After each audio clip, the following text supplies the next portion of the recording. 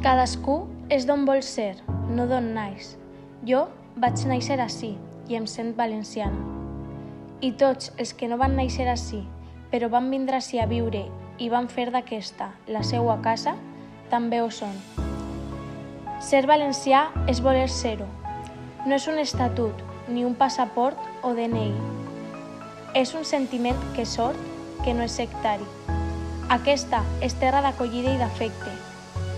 Quan parles amb la gent que ve de pobles d'Espanya o de terres estrangeres, et diuen sempre que s'han sentit part del nostre poble valencià. El valencià, la nostra llengua, és un vehicle de comunicació, una senyal d'identitat, la nostra cultura. El valencià apareix en la tradició. El valencià apareix en la història.